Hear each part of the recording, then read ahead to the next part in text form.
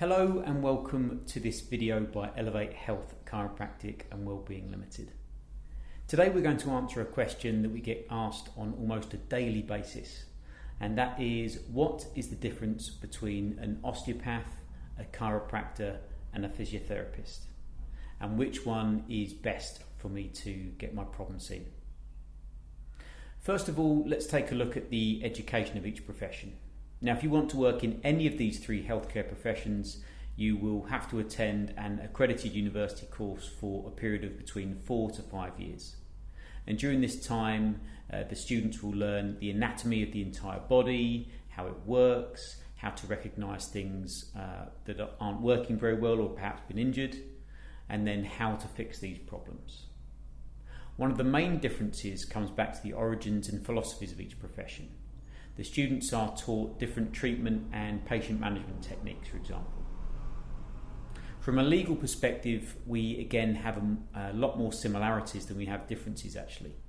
All the titles are protected by law, meaning that you can only use the title osteopath, chiropractor or physiotherapist if you have graduated from an accredited university course. Registration with the appropriate regulatory body is also legally required for all three professions. And for chiropractors, it's the General Chiropractic Council. For osteopaths, it's the General Osteopathic Council. And for physiotherapists, it's the Health and Care Professions Council. In order to keep their knowledge up to date, each individual therapist or clinician must complete a certain amount of hours dedicated to continued professional development, or CPD. For chiropractors and osteopaths, it's 30 hours per year, and for physiotherapists, it's one CPD event every 2 months that's required. So to recap so far, we found a lot more similarities than we have differences. This is because those parts are all standardised. In order to get that protected by law title of physiotherapist, osteopath or chiropractor, you have to jump through those hoops. There are no shortcuts and no alternatives. The potential for difference really starts once the individual is out in practice helping members of the public. It's a bit like passing your driving test. You know all the theory, but it's not until you actually get out on the road that you realise actually how much you've still got to learn. Here's an illustration that shows not only why I never went to art school, but also how the three professions can be potentially very different, but also potentially very similar. Now, we know that each profession has their own academic program with slight differences. Therefore, each profession will have what we call their scope of practice. And this includes the type and range of problems that they feel comfortable treating during their daily public. So here we have osteopathy, here chiropractic, note the overlap, but there's also areas of potential difference. And last but not least, physiotherapy, again overlapping with the other two in some areas.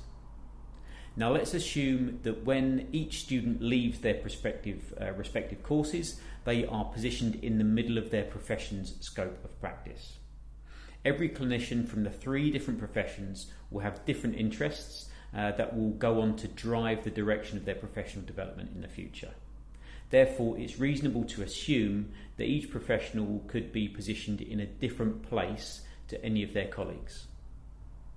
This could leave us with three professionals that work very differently to each other, like these three, and three that work in a very similar way, like the ones nestled in an area of triple overlap here. So to summarise, all are well-educated and well-regulated health professions, and they all have to complete regular learning in order to keep their knowledge up to date. So which profession is the best? Well, in my opinion, the difference is not in the profession, but in the professionalism, skill set, approach and beliefs of each individual clinician and therapist. It's completely subjective and totally dependent on whether the client feels that they achieve their desired goals during the treatment process and feel comfortable in their presence as well. So I hope that we've been able to answer your question and maybe give you a bit more information and shed some light into what is a very, very subjective topic. We're interested to hear your opinions on it and about your experiences when you've needed to go to one of these health professionals.